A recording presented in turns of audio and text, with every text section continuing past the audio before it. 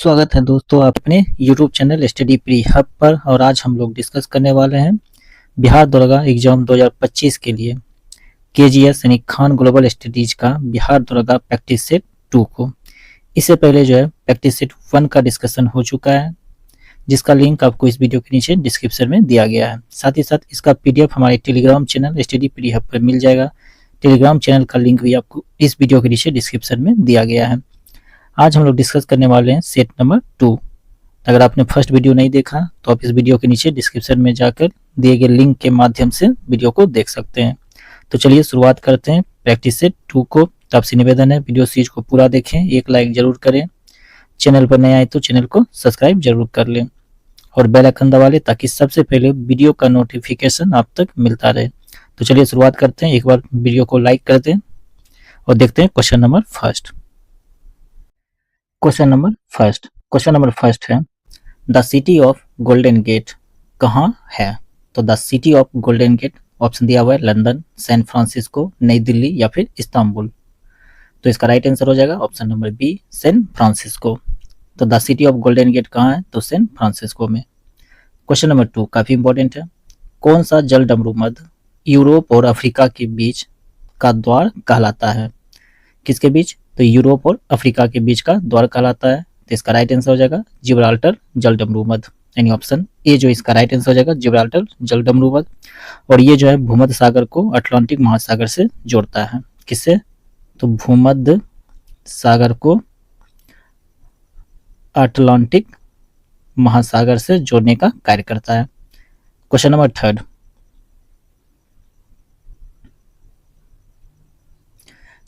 है सूर्य ताप के अवशोषण में सर्वाधिक महत्वपूर्ण भूमिका किसकी होती है? तो सूर्य ताप अवशोषण में सर्वाधिक महत्वपूर्ण भूमिका धूल कण एवं बादल के होते हैं, यानी ऑप्शन डी जो इसका राइट आंसर हो जाएगा धूल कण एवं बादल। क्वेश्चन है क्वेश्चन नंबर 4। निम्नलिखित में से कौन सी घास भूमि क्षेत्र बाइसन के चारागाह के लिए ऐतिहासिक रूप से प्रसिद्ध थी, परंतु अब वहां बाइसन लगभग विलुप्त है? तो कौन सा हो जाएगा? तो इसका राइट आंसर हो जाएगा पेरिज। कहाँ स्थित है? तो उत्तरी अमेरिका में, और दक्षिणी अमेरिका में Pampas. Right answer option C. Next question है क्वेश्चन नंबर 5 है ट्रांजिशन बायोम के रूप में घास भूमियों को किस दो प्रमुख बायोम के बीच रखा जाता है? तो इसका राइट आंसर क्या हो जाएगा? इसका राइट आंसर हो जाएगा वन और मरुस्थल, यानी ऑप्शन बी वन और मरुस्थल के बीच रखा जाता है। नेक्स्ट क्वेश्चन है क्वेश्चन नंबर 6। निम्नलिखित में से कौन सी धारा दोनों गर्म और ठंडी जलधाराओं के संयोग से बनी है? क्या पूछ रहा है कि कौन सी जो धारा है दोनों गर्म और ठंडी जलधाराओं के संयोग से बनी है? तो ऑप्शन है नॉर्थ अटलांटिक धारा, ऑप्शन बी लेब्राडोर धारा, ऑप्शन सी है न्यू फाउंडलैंड धारा और ऑप्शन डी है कुरोशियो धारा। तो इसका राइट आंसर क्या हो जाएगा? तो इसका राइट आंसर हो जाएगा option number C Newfoundland धारा। नेक्स्ट क्वेश्चन देखते हैं क्वेश्चन नंबर 7। क्वेश्चन नंबर 7 है यदि नाथुला और लिपुलेख दर्रे दोनों बंद हो जाएं तो भारत और चीन के बीच किस क्षेत्र से व्यापारिक संपर्क बचता है? तो इसका राइट आंसर क्या हो जाएगा? तो इसका राइट आंसर हो जाएगा ऑप्शन नंबर ए बोमदी ला दर्रा। कौन सा? तो बोमदी ला दर्रा। नाथुला दर्रा कहाँ है? तो सिक्किम में। कहाँ पे? तो सिक्किम में स्थित है। और लिपुलेख दर्रा ये उत्तराखंड में। कभी कभी राज्य पूछ देता है, तो लिपुलेख दर्रा उत्तराखंड में। Question number 8।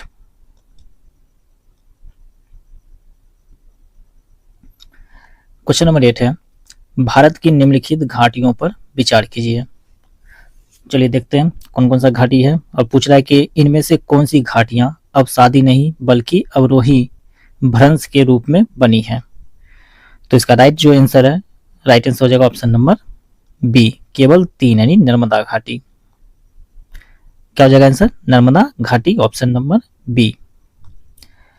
Question number 9।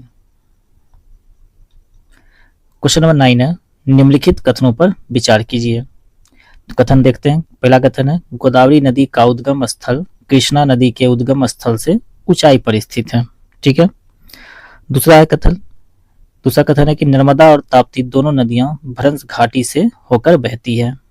और तीसरा कथन है ब्रह्मपुत्र और सिंधु नदियां हिमालय के उत्तर में उत्पन्न होती हैं। पूछ रहा है कौन से कथन सही हैं या फिर हैं।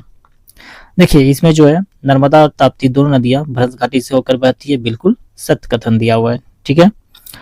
और ब्रह्मपुत्र और सिंधु नदियां हिमालय के उत्तर में उत्पन्न होती है, ये भी बिल्कुल सत्य है, जबकि ये जो है ये कथन गलत है।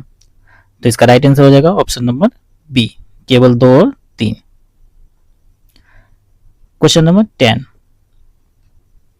क्वेश्चन नंबर 10 है लाल क्रांति से संबंधित राष्ट्रीय मिशन क्या है।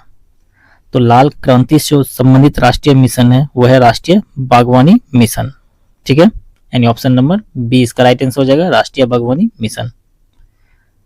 क्वेश्चन नंबर 11 पौ जो अक शब्द में कौन सी संधि होती है। क्या पूछ रहा है, पौज और अक शब्द में कौन सी संधि होती है। तो इसका राइट आंसर हो जाएगा अयादी संधि, यानी ऑप्शन ए। कौन सी संधि होती है, अयादी संधि। ठीक है, इसी दोनों को मिला के क्या बनाया जाता है, तो पावक।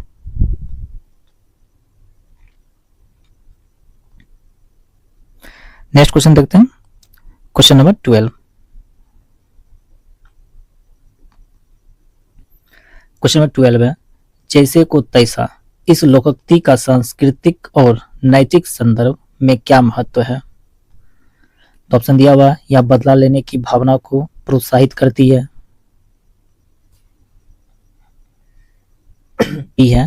यह क्रम के सिद्धांत की व्यवहारिक अभिव्यक्ति है।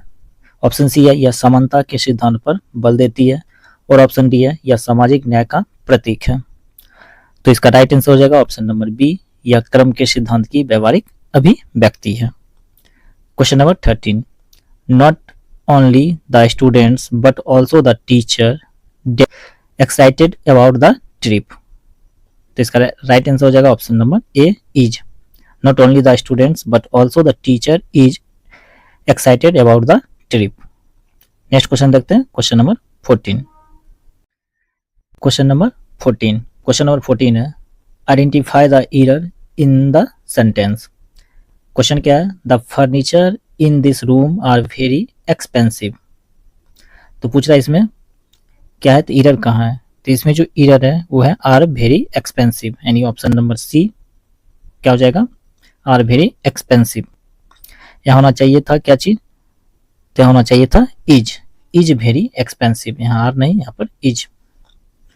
क्वेश्चन नंबर 15 एक टंकी को भरने के लिए 3 पाइप पी क्यू और आर, 3 पाइप पी क्यू और आर हैं। पी और क्यू मिलकर 6 घंटे में भर सकते हैं, क्यू और आर मिलकर टंकी को 10 घंटे में भर सकते हैं। आर और पी मिलकर टंकी को 7.5 घंटे यानी 7.5 घंटे में भर सकते हैं। तो अकेला आर टंकी को कितने घंटे में भरेगा। तो देखिए इसका राइट जो आंसर है वो राइट आंसर क्या हो जाएगा, इसका राइट आंसर 30 घंटा हो जाएगा। ठीक है ना, ऑप्शन सी 30 घंटे। कैसे बनाना है, तो P प्लस क्यू है, Q प्लस R है और R प्लस P है। ठीक है, यानी सब में क्या है, दो मिलकर कार्य कर रहा है। ठीक है, तो लास्ट में इस तीनों का क्या करना है, हम लोग को एलसीएम निकाल लेना है, एलसीएम निकाल के सॉल्व करना है, ये बन जाएगा। इसका पीडीएफ मिल जाएगा, उसमें भी आप सॉल्यूशन देख सकते हैं। नेक्स्ट क्वेश्चन देखते हैं, क्वेश्चन नंबर 16। क्वेश्चन नंबर 16 है 7 पावर 1 2 3 को 5 से विभाजित किया जाए तो शेषफल क्या होगा। तो 7 पावर जो है 1 2 3 इसको 5 से विभाजित किया जाएगा तो शेषफल जो है 3 आएगा, यानी ऑप्शन सी इसका राइट आंसर हो जाएगा। क्वेश्चन नंबर 17 एक समबाहु त्रिभुज की भुजा 12 सेंटीमीटर है, इसके अंतर वृत्त और परिवृत्त के क्षेत्रफलों का अंतर क्या है। तो इसका राइट आंसर क्या हो जाएगा, इसका राइट आंसर हो जाएगा 36 पाई वर्ग सेंटीमीटर, यानी ऑप्शन डी। ठीक है, नेक्स्ट क्वेश्चन देखते हैं, क्वेश्चन नंबर 18।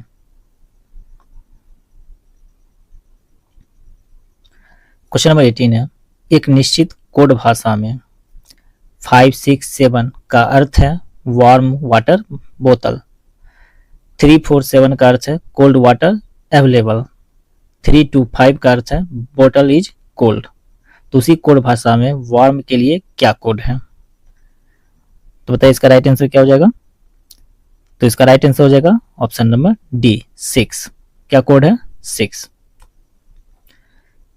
नेक्स्ट क्वेश्चन देखते हैं, क्वेश्चन नंबर 19। क्वेश्चन नंबर 19 है, ए प्लस बी का अर्थ है ए बी का पिता है, ए माइनस बी का अर्थ है ए बी की माँ है, ए इंटू बी का अर्थ है ए बी का भाई है, ए डिवाइड बी का अर्थ है ए बी की बहन है। तो निम्नलिखित में से कौन सा व्यंजक दर्शाता है कि पी आर का दादा है? पी जो है क्या है? आर का दादा है। कौन सा व्यंजक दर्शाता है? तो इसका राइट आंसर हो जाएगा option number B P plus Q plus R. Next question देखते हैं, क्वेश्चन नंबर 20।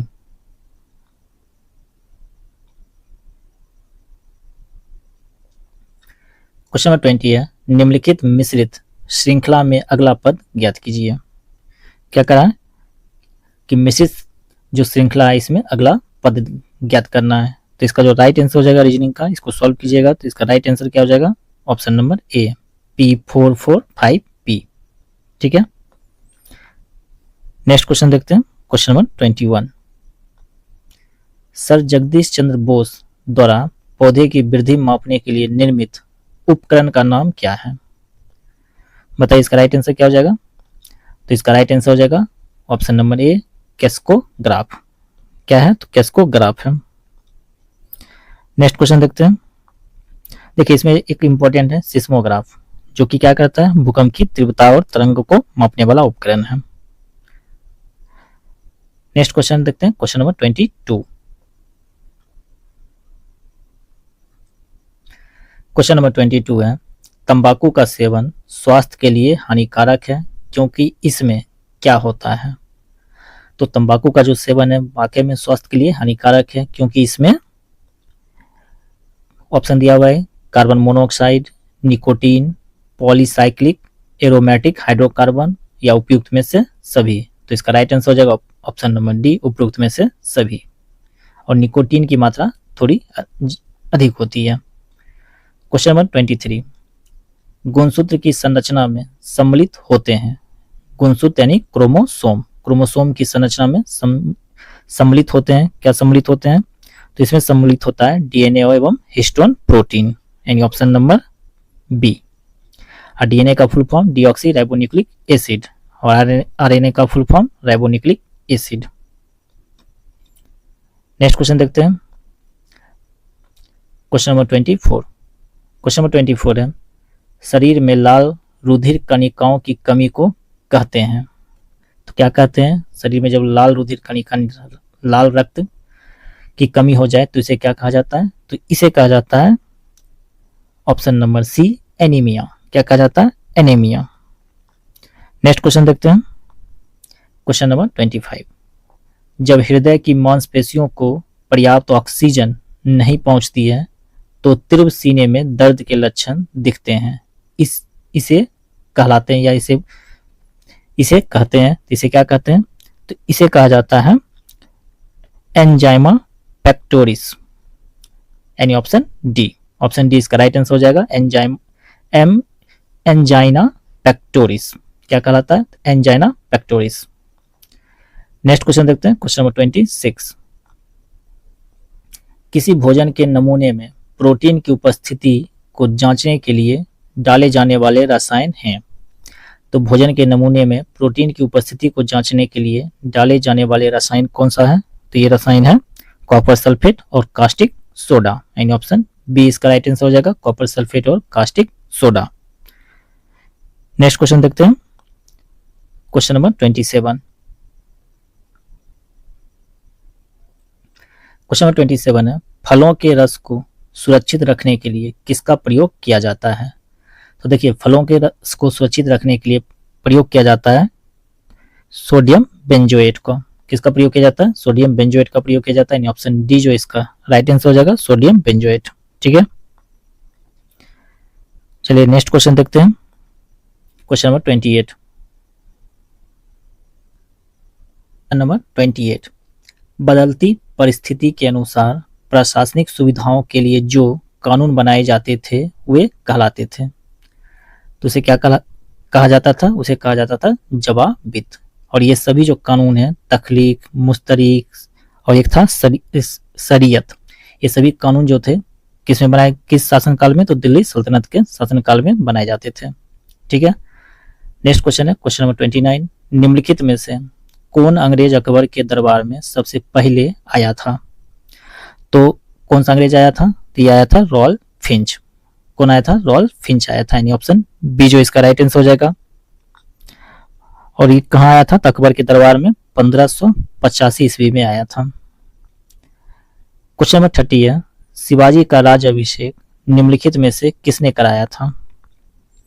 तो शिवाजी का जो राज अभिषेक है ये कराया था गंगा भट्ट ने, यानी ऑप्शन सी जो इसका राइट आंसर हो जाएगा, गंगा भट्ट।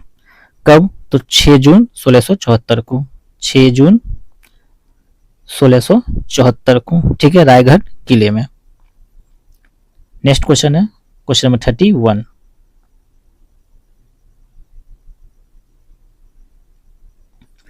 क्वेश्चन नंबर 31 है, जापान, जर्मनी और इटली ने मिलकर एक गुट का निर्माण किया जिसका नाम था? कौन कौन सा देश?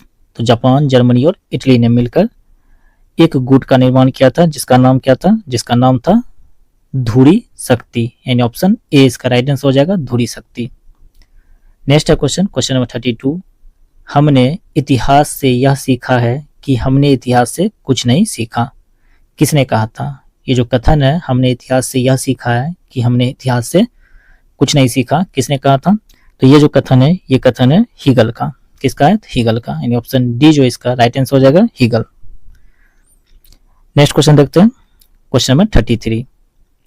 इंदिरा गांधी प्रियदर्शनी अवार्ड से पुरस्कृत रमा वैद्यनाथन किस कला क्षेत्र से संबंधित है? कौन सा अवार्ड है? Indira Gandhi Priyadarshini award.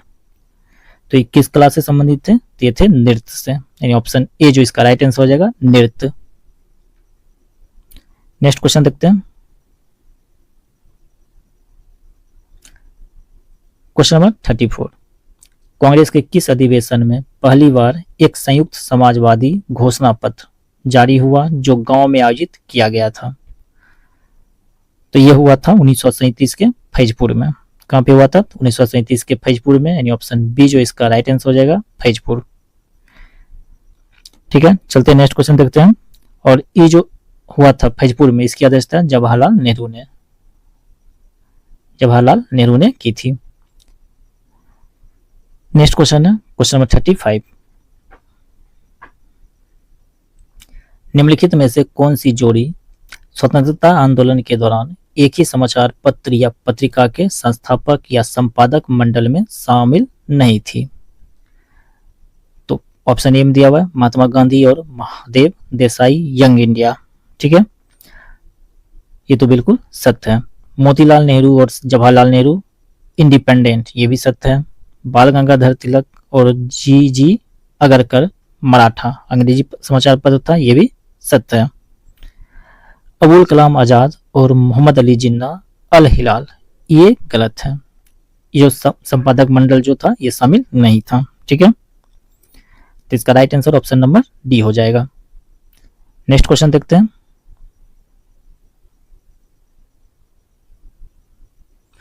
Question number 36। Carbon परमाणु एक दूसरे से जुड़कर लंबी श्रृंखला बना सकते हैं, तो इस श्रृंखला को क्या कहा जाता है? इसे कहा जाता है श्रृंखलन, यानी ऑप्शन डी जो इसका राइट आंसर हो जाएगा, श्रृंखलन। क्वेश्चन नंबर 37 काफी इंपॉर्टेंट है, यानी मोस्ट इंपॉर्टेंट क्वेश्चन है। हाइड्रोजनीकरण की प्रक्रिया में कौन सा उत्प्रेरक उपयोग किया जाता है?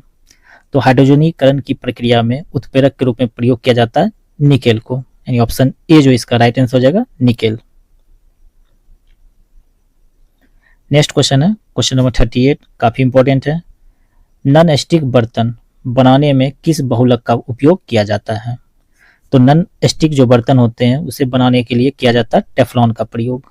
किसका? तो टेफ्लॉन, यानी ऑप्शन बी जो इसका राइट आंसर हो जाएगा, टेफ्लॉन। क्वेश्चन नंबर 39 है, आवर्त सारणी में तत्वों का कौन सा गुण नहीं है? तो ऑप्शन दिया हुआ है आयनन विभव, ऑप्शन बी है घनत्व, ऑप्शन सी विद्युत ऋणात्मकता का, और ऑप्शन डी है परमाणु त्रिज्या का। तो बताइए इसका राइट आंसर क्या हो जाएगा? तो इसका राइट आंसर हो जाएगा ऑप्शन नंबर बी, घनत्व। घनत्व जो तत्वों का गुण नहीं है। नेक्स्ट क्वेश्चन देखते हैं, क्वेश्चन नंबर 40। क्वेश्चन नंबर 40 है, निम्नलिखित में से कौन सा एंटीबायोटिक का उदाहरण है? क्या पूछ रहा है? एंटीबायोटिक का उदाहरण। ऑप्शन दिया हुआ है कैफीन, इंसुलिन, एस्पिरिन और पेनिसिलिन। क्या है? पेनिसिलिन। तो इसका राइट आंसर हो जाएगा ऑप्शन नंबर डी, पेनिसिलिन। क्या है? एक एंटीबायोटिक है, ठीक है। और इस जो पेनिसिलिन है इसे किसने खोज किया था? तो अलेक्जेंडर फ्लेमिंग ने 1928 में। कब? तो अलेक्जेंडर फ्लेमिंग ने 1928 में, ठीक है। बाकी एस्पिरिन जो है ये दर्द निवारक है, ठीक है। क्वेश्चन नंबर 41 है, लौंग के तेल का निम्नलिखित में से कौन सा एक प्रमुख घटक है? तो लौंग का जो तेल है इसका प्रमुख घटक है यूजेनॉल, यानी ऑप्शन बी इसका राइट आंसर हो जाएगा, यूजेनॉल। नेक्स्ट है क्वेश्चन 42, निम्नलिखित में से कौन सा संतृप्त हाइड्रोकार्बन है? क्या पूछ रहा है? संतृप्त हाइड्रोकार्बन। तो बताइए इसका राइट आंसर क्या हो जाएगा? तो इसका राइट आंसर हो जाएगा C4H10, यानी ऑप्शन डी। क्या हो जाएगा? C4H10 यानी ऑप्शन डी। और संतृप्त हाइड्रोकार्बन की अगर बात करें तो जिसमें एक बंध हो यानी सिंगल बॉन्डेड, वो क्या होता है? संतृप्त हाइड्रोकार्बन। नेक्स्ट क्वेश्चन है क्वेश्चन नंबर 43। क्वेश्चन 43 है, निम्नलिखित में से कौन सा लेंस सदैव आभासी, सीधा तथा छोटा प्रतिबिंब बनाता है? तो बताइए कौन सा लेंस होगा? तो इसका राइट आंसर क्या हो जाएगा? तो इसका राइट आंसर होगा अवतल लेंस। अवतल लेंस क्या करेगा? हमेशा आभासी और सीधा प्रतिबिंब बनाएगा, जबकि उत्तल लेंस वास्तविक और उल्टा। उत्तल लेंस वास्तविक और उल्टा प्रतिबिंब। नेक्स्ट है क्वेश्चन 44, पारे के स्थान पर किस तरल पदार्थ का उपयोग करने से बैरोमीटर की ऊंचाई कम हो जाएगी? अब बैरोमीटर क्या है? तो ये वायुदाब मापने वाला यंत्र है, ठीक है। तो पूछ रहा है कि किस तरल पदार्थ का उपयोग करने से बैरोमीटर की ऊंचाई कम हो जाएगी। तो देखिए इसमें जो दिया हुआ है जल, एथिल अल्कोहल या ग्लिसरीन, और ऑप्शन डी है इनमें से कोई नहीं। इस तीनों का उपयोग इसमें नहीं किया जाएगा, यानी ऑप्शन डी जो इसका राइट आंसर हो जाएगा, इनमें से कोई नहीं, ठीक है। नेक्स्ट क्वेश्चन देखते हैं, क्वेश्चन नंबर 45। क्वेश्चन नंबर 45 है, निम्न में से कौन विद्युत चुंबकीय तरंग नहीं है? क्या पूछ रहा है? निम्न में से कौन जो है विद्युत चुंबकीय तरंग नहीं है? ऑप्शन दिया हुआ है एक्स किरणें, गामा किरणें, अल्फा किरणें या फिर रेडियो तरंगे। तो इसका राइट आंसर हो जाएगा ऑप्शन नंबर सी, अल्फा किरणें। ये क्या नहीं है? तो विद्युत चुंबकीय तरंग नहीं है। नेक्स्ट क्वेश्चन देखते हैं, क्वेश्चन नंबर 46। नंबर 46 है, सेकेंड लोलक की लंबाई निर्भर करती है। तो सेकेंड जो लोलक है इसकी लंबाई निर्भर करती है गुरुत्वीय त्वरण पर। किस पे निर्भर करती है? गुरुत्वीय त्वरण पर निर्भर करती है, यानी ऑप्शन डी इसका राइट आंसर हो जाएगा। अब सेकेंड लोलक कहते किसको हैं? तो जिस लोलक का जो है आवर्तकाल 2 सेकेंड का हो। कितना? 2 सेकेंड का, यानी एक बार एक छोर से दूसरे छोर गया और एक छोर फिर दूसरे छोर से एक छोर पे आया, तो 2 सेकेंड का होगा, उसे कहा जाता है सेकेंड लोलक। तो इसका राइट आंसर हो जाएगा ऑप्शन नंबर डी, गुरुत्वीय त्वरण। क्वेश्चन नंबर 47 है, ओम के नियम का प्रयोग करने के लिए उपयोग की जाने वाली सेल है। तो ओम के नियम के प्रयोग करने के लिए उपयोग किए जाने वाला जो सेल है वो है लेक्लांसी सेल, यानी ऑप्शन बी जो इसका राइट आंसर हो जाएगा, लेक्लांसी सेल। चलिए नेक्स्ट क्वेश्चन देखते हैं, क्वेश्चन नंबर 48। एक हॉरिजॉन्टल यानी क्षैतिज पाइप में पानी बह रहा है। यदि पाइप के एक भाग का व्यास कम कर दिया जाए तो उस संकरे भाग में पानी के वेग और दाब पर क्या प्रभाव पड़ेगा? तो इसका राइट आंसर हो जाएगा ऑप्शन नंबर बी, वेग बढ़ेगा, दाब घटेगा। क्या हो जाएगा? वेग बढ़ जाएगा और दाब घट जाएगा। नेक्स्ट क्वेश्चन देखते हैं, question number 49। Forward biased PN junction में बैरियर पोटेंशियल पर क्या प्रभाव पड़ता है? तो फॉरवर्ड बायस्ड जो पीएन जंक्शन है इसमें बैरियर पोटेंशियल पर प्रभाव क्या पड़ता है? तो यह घट जाता है, यानी ऑप्शन बी जो इसका राइट आंसर हो जाएगा, यह घट जाता है। क्वेश्चन नंबर 50 है, लेंज का नियम किसके संरक्षण नियम का परिणाम है। यानी जो 50 नंबर क्वेश्चन है काफी इंपॉर्टेंट है कि लेंज का जो नियम है किसके संरक्षण नियम का परिणाम है। तो इसका राइट आंसर हो जाएगा ऑप्शन नंबर सी, ऊर्जा संरक्षण का। किसका? तो ऊर्जा संरक्षण का, यानी ऑप्शन सी इसका राइट आंसर हो जाएगा। क्वेश्चन 51 है, एल नीनो दक्षिणी दोलन का समुद्री खाद्य श्रृंखलाओं पर क्या प्रभाव पड़ता है। क्या पूछ रहा है कि एल नीनो दक्षिणी दोलन जो है इसका समुद्री खाद्य श्रृंखलाओं पर क्या प्रभाव पड़ता है। तो ऑप्शन दिया हुआ है पेरुवियन अपवेलिंग का दमन, प्रवाल विरंजन में वृद्धि, पलवक उत्पादकता में कमी, या फिर उपरोक्त में से सभी। तो इसका राइट आंसर हो जाएगा 51 का ऑप्शन नंबर डी, उपरोक्त में से सभी। क्वेश्चन 52 है, क्लाउड सेवा मॉडल में से कौन सा उपयोगकर्ता को सॉफ्टवेयर को पूर्ण रूप से उपयोग करने की सुविधा प्रदान करता है बिना इंफ्रास्ट्रक्चर या प्लेटफॉर्म प्रबंधन के। तो बताइए इसका राइट आंसर क्या हो जाएगा। तो इसका राइट आंसर हो जाएगा ऑप्शन नंबर सी, सास। कौन प्रदान करता है? तो सास। नेक्स्ट क्वेश्चन देखते हैं, क्वेश्चन नंबर 53। क्वेश्चन 53 है, 32 बिट प्रोसेसर अधिकतम कितनी मेमोरी को सीधे संबोधित कर सकता है। तो इसका राइट आंसर क्या हो जाएगा। तो इसका राइट आंसर हो जाएगा ऑप्शन नंबर सी, 4 GB। कितना? तो 4 GB को। क्वेश्चन नंबर 54 है, 2025 विमेंस रग्बी वर्ल्ड कप की मेजबानी कौन सा देश कर रहा है। यानी 2025 का विमेंस जो है महिलाओं का जो रग्बी वर्ल्ड कप की मेजबानी है ये कौन सा देश कर रहा है। तो ये कर रहा है इंग्लैंड, यानी ऑप्शन सी जो इसका राइट आंसर हो जाएगा इंग्लैंड। ठीक है, नेक्स्ट क्वेश्चन देखते हैं, क्वेश्चन नंबर 55।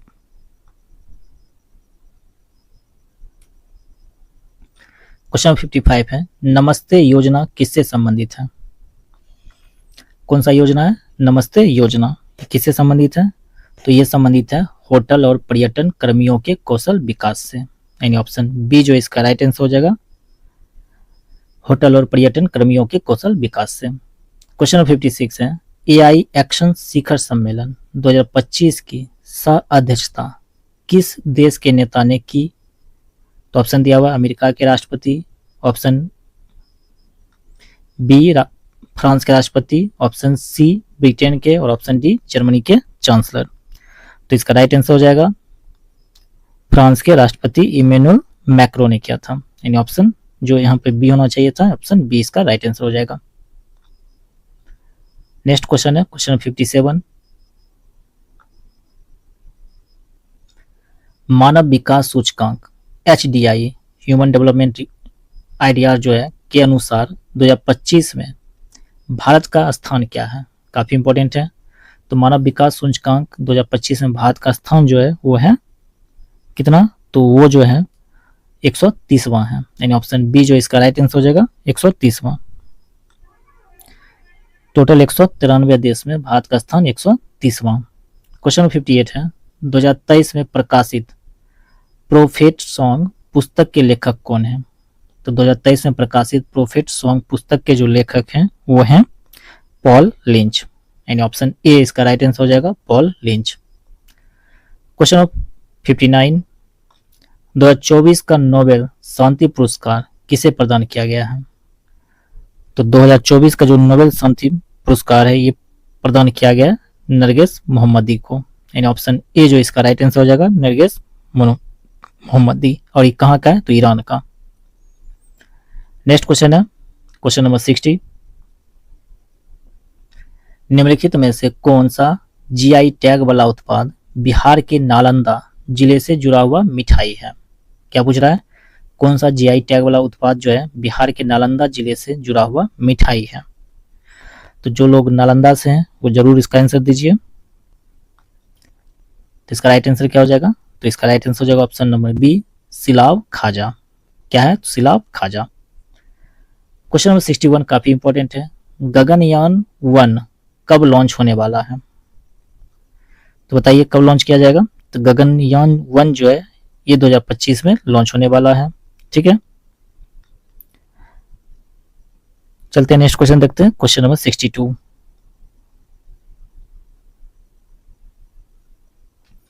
क्वेश्चन नंबर 62 है, निम्नलिखित में से कौन सा पोर्टल भारत सरकार की राष्ट्रीय डिजिटल शिक्षा नीति के तहत आता है? बताइए इसमें राइट आंसर क्या हो जाएगा। कौन सा पोर्टल जो है भारत सरकार की राष्ट्रीय डिजिटल शिक्षा नीति के तहत आता है? तो इसका राइट आंसर हो जाएगा ऑप्शन नंबर डी, इनमें से सभी। ई पाठशाला है, दीक्षा है, सौम्यान है, सभी है, यानी ऑप्शन डी। स्वयं, ई पाठशाला और दीक्षा। क्वेश्चन नंबर 63 है, 2025 में साहित्य का नोबेल पुरस्कार किस लेखक को प्रदान किया गया? ये काफी इंपॉर्टेंट है, नोबेल पुरस्कार 2025 का। तो इसका राइट आंसर हो जाएगा ऑप्शन नंबर बी, लाल्सजुलो क्रोशना होकाई को। किसको मिला है? लाल्सजुलो क्रोशना होकाई। चलिए देखते हैं next question. Question number 64। Number 64, Sushila Karki Nepal की अंतरिम प्रधानमंत्री बनने से पहले किस उच्च पद पर कार्यरत थी? यह हाल ही में बनी है। तो ये थी पहले नेपाल की मुख्य न्यायाधीश, यानी ऑप्शन बी जो इसका राइट आंसर हो जाएगा, नेपाल की मुख्य न्यायाधीश। क्वेश्चन नंबर 65 है, पहले खो खो विश्व कप 2025 का आयोजन किस स्थान पर किया गया था? तो ये किया गया था नई दिल्ली में, यानी ऑप्शन सी जो इसका राइट आंसर हो जाएगा, नई दिल्ली। नेक्स्ट क्वेश्चन देखते हैं। Question number 66। क्वेश्चन नंबर 66 है, खेलो इंडिया यूथ गेम्स 2025 का शुभंकर मैस्कॉट क्या था जो बिहार की सांस्कृतिक विरासत से प्रेरित था? तो इसका राइट आंसर हो जाएगा गज सिंह, यानी ऑप्शन सी इसका राइट आंसर हो जाएगा, गज सिंह। और ये हुआ था कब? तो आप लोग कमेंट बॉक्स में जरूर बताइएगा। और इसमें महाराष्ट्र जो था प्रथम स्थान पे था, अब बिहार का स्थान जो था 15वां था। क्वेश्चन नंबर 67, AX4 मिशन में भारत का कौन सा अंतरिक्ष यात्री ISS पर जाने वाला है जो मई 2025 में निर्धारित है? बताइए इसका राइट आंसर क्या हो जाएगा। तो इसका राइट आंसर हो जाएगा ग्रुप कैप्टन शुभांशु शुक्ला, यानी ऑप्शन बी इसका राइट आंसर हो जाएगा, group captain Shubhanshu Shukla. Next question, question number 68। Question number 68 है, विश्व पर्यावरण दिवस 2025 का थीम क्या है? तो बताइए पर्यावरण दिवस जो 2025 है इसका थीम क्या है? तो इसका जो थीम है बीट प्लास्टिक पॉल्यूशन, यानी ऑप्शन नंबर ए, प्लास्टिक प्रदूषण को हराएं, बीट प्लास्टिक पॉल्यूशन। और आप लोग के लिए एक प्रश्न है कि विश्व पर्यावरण दिवस मनाया कब जाता है? कमेंट बॉक्स में जरूर बताइएगा। क्वेश्चन नंबर 69 है, बिहार सरकार ने किस महीने को मलेरिया रोधी माह के रूप में घोषित किया है? तो इसका राइट आंसर क्या हो जाएगा? तो इसका राइट आंसर हो जाएगा ऑप्शन नंबर बी, जून। जून महीने को मलेरिया रोधी माह के रूप में घोषित किया गया है। Question number 70। क्वेश्चन नंबर 70 है, माधव टाइगर रिजर्व किस राज्य में स्थित है? तो माधव टाइगर रिजर्व जो है ये स्थित है मध्य प्रदेश में, यानी ऑप्शन बी जो इसका राइट आंसर हो जाएगा, मध्य प्रदेश। नेक्स्ट है क्वेश्चन, क्वेश्चन नंबर 71। राज्यपाल द्वारा किसी विधेयक को राष्ट्रपति के लिए आरक्षित किए जाने पर सुप्रीम कोर्ट की 2025 की नवीनतम व्याख्या के अनुसार सही कथन कौन सा है? तो कथन दिया हुआ है कि राष्ट्रपति को निर्णय हेतु कोई समय सीमा नहीं है। ठीक। दूसरा कथन है कि राज्यपाल और राष्ट्रपति दोनों बिल को अनिश्चित काल तक रोक सकते हैं। तीसरा है राज्यपाल को 1 माह व राष्ट्रपति को 3 माह में निर्णय क्या करना होगा? निर्णय देना होगा। तो ये जो कथन है बिल्कुल गलत है। ये कथन सही था, ये भी सही था, ये कथन गलत था। राष्ट्रपति राज्य सरकार की सलाह पर ही स्वीकृति दे सकते हैं, ये भी कथन बिल्कुल सत्य है। तो राइट आंसर क्या हो जाएगा? Option number C. Next question है क्वेश्चन नंबर 72।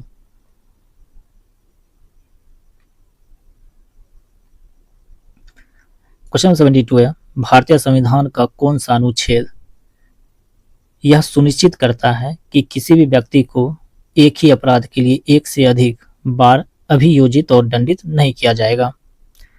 तो कौन सा अनुच्छेद होगा? तो ये अनुच्छेद होगा अनुच्छेद 20 का 2, यानी ऑप्शन बी इसका राइट आंसर हो जाएगा, अनुच्छेद 20 का 2। नेक्स्ट क्वेश्चन है क्वेश्चन नंबर 73। संविधान के किस संशोधन अधिनियम द्वारा भाग 7 को निरस्त कर दिया गया, जिसमें प्रथम अनुसूची के भाग ख के राज्य शामिल थे? तो कौन सा अधिनियम था? तो यह था 7वां संविधान संशोधन अधिनियम 1956, यानी option C. Question number 74। Question number 74 है, छठी अनुसूची के तहत जिला परिषदों के संबंध में किसकी पूर्वानुमति से राज्यपाल किसी जिला परिषद या क्षेत्रीय परिषद के अधिनियम को रद्द या निलंबित कर सकता है? तो इसका राइट आंसर क्या हो जाएगा? तो इसका राइट आंसर हो जाएगा ऑप्शन नंबर बी, राष्ट्रपति। किसकी अनुमति से? तो राष्ट्रपति की अनुमति से। नेक्स्ट है क्वेश्चन 75। 2025 में प्रकाशित किताब मदर मेरी कम्स टू मी किस प्रसिद्ध भारतीय लेखिका द्वारा लिखी गई है, जो एक संस्मरण है और उनकी मां को समर्पित है? तो ऑप्शन है किरण देसाई, अनुराधा राय, अरुंधति राय या फिर अनुष्का जैन। तो इसका राइट आंसर हो जाएगा ऑप्शन नंबर सी, अरुंधति राय। नेक्स्ट क्वेश्चन देखते हैं क्वेश्चन नंबर 76। क्वेश्चन नंबर 76 है, लोकसभा के पहले अध्यक्ष जिनके खिलाफ अविश्वास प्रस्ताव प्रस्तुत किया गया था कौन थे? काफी इंपॉर्टेंट क्वेश्चन है, बताइए इसका राइट आंसर क्या हो जाएगा? तो इसका राइट आंसर हो जाएगा option number B, GB Mavalankar. कौन थे? तो जीबी मावलंकर, जिनके खिलाफ अविश्वास प्रस्ताव प्रस्तुत किया गया था। क्वेश्चन नंबर 77 है, युगादि किसका नववर्ष है? तो बताइए इसका राइट आंसर क्या हो जाएगा? तो इसका राइट आंसर हो जाएगा ऑप्शन नंबर बी, कन्नड़ और तेलुगु का। किसका नववर्ष है? युगादि, कन्नड़ और तेलुगु का। Question number 78। निम्नलिखित में से किस आयोग ने अंतर राज्य परिषद के स्थान पर अंतर सरकारी परिषद स्थापित करने की अनुशंसा की थी? किसने किया था? तो ये किया गया था सरकारिया आयोग के द्वारा, यानी ऑप्शन डी जो इसका राइट आंसर हो जाएगा, सरकारिया आयोग। कब? तो 1983-88 में, यानी सरकारी आयोग कब से कब तक? 1983 से 88। नेक्स्ट क्वेश्चन देखते हैं 79 है, राजनीतिक दलों को संवैधानिक मान्यता भारत में पहली बार किस वर्ष मिली थी? तो देखिए, राजनीतिक दलों को संवैधानिक मान्यता जो है भारत में पहली बार मिला था 52वें संविधान संशोधन 1985 में। कब? 52वें संविधान संशोधन 1985 में, यानी ऑप्शन सी जो इसका राइट आंसर हो जाएगा 1985। क्वेश्चन नंबर 80 है, किस राज्य में साम्यवादी दलों ने संयुक्त रूप से भूपोर्टम आंदोलन चलाया है? तो किस राज्य में चलाया है? तो ये चलाया गया है आंध्र प्रदेश में। कहां पे? तो आंध्र प्रदेश, यानी ऑप्शन ए इसका राइट आंसर हो जाएगा, आंध्र प्रदेश। Question number 81।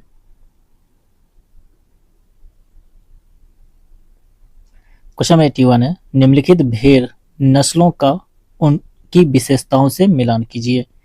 एक तरफ भेड़ का नस्ल है, एक तरफ उसकी विशेषता या फिर क्षेत्र है। चलिए मिलान करते हैं। देखिए, पहला है चोकला। चोकला की विशेषता क्या है कि भारत की जो मेरिनो महीन ऊन का, यानी 1 का 2। मगरा, ये क्या है? तो मोटी ऊन कालीन निर्माण में उपयोग किया जाता है। नाली, नाली जो है गंगानगर व हनुमानगढ़ क्षेत्र में पाई जाती है, और पुगल जो है बीकानेर क्षेत्र में। तो 1 का 2, बी का 1, सी का 4 और डी का 3 किसमें है? तो ऑप्शन ए में। तो ऑप्शन ए इसका राइट आंसर हो जाएगा। Question number 82। क्वेश्चन नंबर 82 है, भारत में राजकोषीय नीति का संचालन कौन करता है? तो भारत में जो है राजकोषीय नीति, इसका संचालन किया जाता है किसके द्वारा? फाइनेंशियल पॉलिसी जो है किसके द्वारा किया जाता है? तो वित्त मंत्रालय के द्वारा, यानी ऑप्शन बी जो इसका राइट आंसर हो जाएगा, वित्त मंत्रालय। चलिए नेक्स्ट क्वेश्चन देखते हैं। Question number 83। किसी विशेष वर्ष में किसी देश में उत्पादित सभी अंतिम वस्तुओं एवं सेवाओं का मूल्य क्या कहलाता है? तो इसका जो आंसर है आप लोग कमेंट बॉक्स में जरूर दीजिएगा। 83 का आंसर कमेंट बॉक्स में जरूर दीजिएगा। क्या क्वेश्चन, किसी विशेष वर्ष में किसी देश में उत्पादित सभी अंतिम वस्तुओं एवं सेवाओं का मूल्य क्या कहलाता है? हम लोग देखते हैं नेक्स्ट क्वेश्चन 84। क्वेश्चन 84 है, गरीबी हटाओ, क्या तो गरीबी हटाओ का नारा किस पंचवर्षीय योजना में दिया गया था? और आप लोग को यह भी बताना है कि गरीबी हटाओ का नारा किसने दिया था। तो इसका राइट आंसर हो जाएगा 5वीं पंचवर्षीय योजना, यानी ऑप्शन नंबर ए। तो 5वीं जो पंचवर्षीय योजना, इसका कार्यकाल क्या कहाँ कब तक था? तो 1974 से 1979 तक। कार्यकाल कब से कब तक? 1974 से 1979 तक। ठीक है। फिर चौथी पंचवर्षीय योजना, तो इसका कार्यकाल था 1969 से लेकर 1974 तक। 8वीं जो पंचवर्षीय योजना है, इसका कार्यकाल 1992 से 1997। और 12वीं पंचवर्षीय योजना जो है 2012 से 2017। कब से कब तक? 2012 से 17। नेक्स्ट है क्वेश्चन 85, श्रम को उत्पादन का कौन सा कारक कहा जाता है? तो श्रम को जो है उत्पादन का कौन सा कारक कहा जाता है? इसे कहा जाता है परिवर्ती कारक, यानी ऑप्शन ए इसका राइट आंसर हो जाएगा, परिवर्ती कारक। नेक्स्ट क्वेश्चन 86, वह कंपनी जो मुख्य भूमि चीन के बाहर पंजीकृत है लेकिन जिसका नियंत्रण चीनी सरकार या चीनी व्यक्तियों के पास है और जो हांगकांग स्टॉक एक्सचेंज में सूचीबद्ध है, उसे क्या कहा जाता है? तो उसे क्या कहा जाता है? तो उसे कहा जाता है रेड चिप कंपनी, यानी ऑप्शन बी इसका राइट आंसर हो जाएगा, red chip company.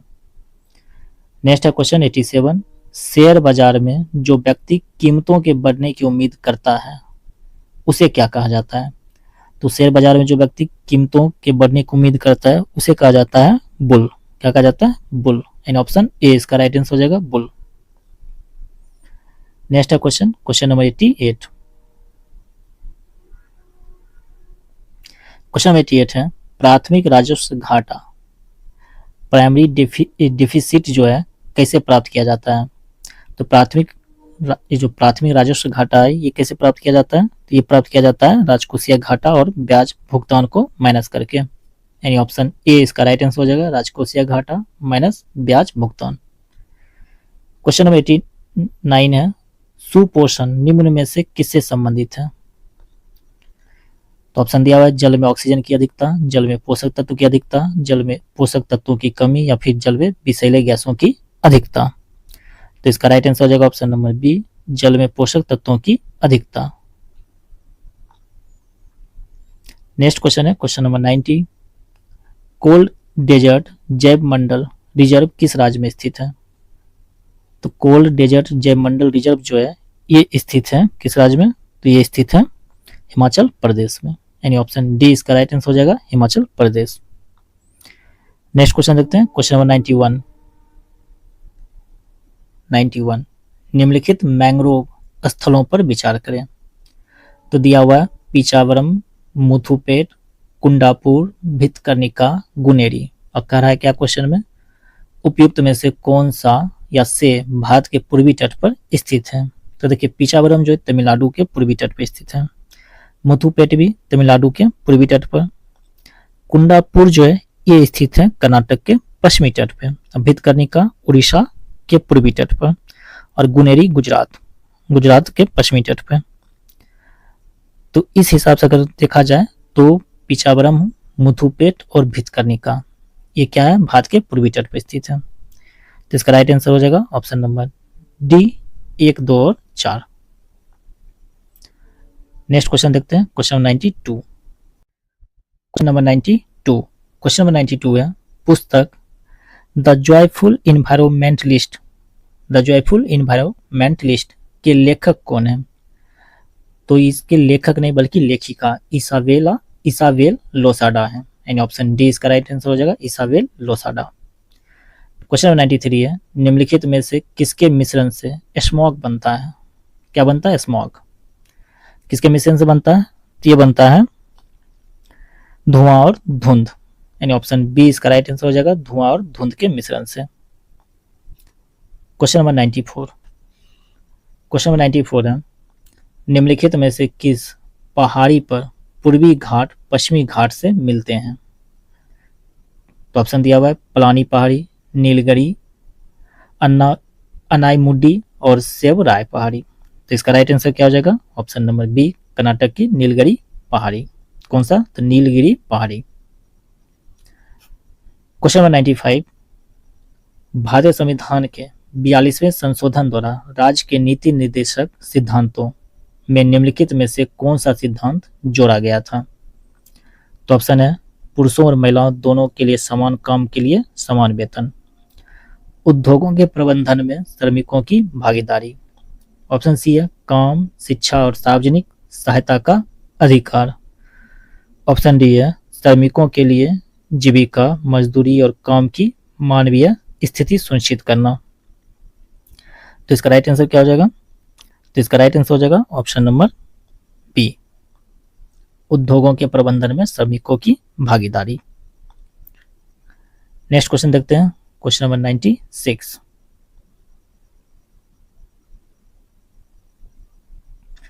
Question number 96 है, गुप्त काल में अग्रहार शब्द का क्या तात्पर्य था? तो गुप्त काल में जो अग्रहार शब्द था इसका तात्पर्य क्या था? इसका तात्पर्य था ब्राह्मणों को दान में दी गई करमुक्त भूमि, यानी ऑप्शन बी इसका राइट आंसर हो जाएगा, ब्राह्मणों को दान में दी गई करमुक्त भूमि। क्वेश्चन नंबर 97 है, निम्नलिखित में से कौन सा मौर्योत्तर काल का व्यापारिक केंद्र रोमन साम्राज्य के साथ सबसे सक्रिय व्यापार के लिए जाना जाता था और इसका उल्लेख Periplus of the Erythraean Sea में मिलता है? किसमें मिलता है? Periplus of the Erythraean Sea में। तो इसका राइट आंसर हो जाएगा option number B, Arikamedu, option B. Next question देखते हैं, क्वेश्चन 98। काफी इंपॉर्टेंट क्वेश्चन भी है, गंधार कला शैली की मूर्तियां बनाने में मुख्य रूप से किस पत्थर का प्रयोग किया गया था? तो गंधार कला शैली की मूर्तियां बनाने में जो पत्थर था, किस पत्थर का प्रयोग किया गया? ये किया गया था नीला धूसर शिष्ट पत्थर का, यानी ऑप्शन बी जो इसका राइट आंसर हो जाएगा, नीला धूसर शिष्ट पत्थर। नेक्स्ट है क्वेश्चन, क्वेश्चन नंबर 99। जनगणना 2011 के अनुसार शिशु लिंगानुपात की गणना के लिए किस आयु वर्ग के शिशुओं या बच्चों को शामिल किया जाता है? तो शिशु लिंगानुपात के लिए किया जाता है 0 से 6 वर्ष तक के बच्चों को, यानी ऑप्शन सी जो इसका राइट आंसर हो जाएगा, 0 से 6 वर्ष। और इस प्रैक्टिस सेट का लास्ट क्वेश्चन है क्वेश्चन नंबर 100। क्वेश्चन नंबर 100 है, निम्नलिखित कथनों पर विचार कीजिए। तो चलिए देखते हैं कथन। कथन है कि G7 के सभी सदस्य देश G20 के भी सदस्य हैं। ठीक है, तो ये जो कथन है बिल्कुल सत्य कथन है। दूसरा कथन है कि संयुक्त राष्ट्र सुरक्षा परिषद UNSC के सभी 5 अस्थायी सदस्य G20 के भी सदस्य हैं। तो ये जो कथन है ये भी बिल्कुल सत्य है। तीसरा कथन है कि वर्ष 2024 में ब्रिक्स में शामिल होने वाले नए सदस्य देशों में अर्जेंटीना भी शामिल है। तो ये जो कथन है ये कथन गलत है। पूछ रहा है क्या सही कथन? तो सही कथन 1 और 2। तो right answer option number B हो जाएगा। ठीक है, क्या हो जाएगा? Option number B. तो आई होप आपको ये वीडियो पसंद आया। वीडियो पसंद आए तो वीडियो को एक लाइक जरूर करना है। चैनल पर नया है तो चैनल को सब्सक्राइब कर लें। इसका PDF हमारे Telegram channel study pre hub पर मिल जाएगा, जिसका लिंक आपको इस वीडियो के नीचे डिस्क्रिप्शन में दिया गया है। तब वहां से PDF प्राप्त कर सकते हैं। वीडियो को दोस्तों को भी शेयर करना ना भूलें और रिवीजन करते रहिए। मिलते हैं नेक्स्ट प्रैक्टिस सेट 3rd के साथ। तब तक रिवीजन करते रहिए। जय हिंद, जय भारत।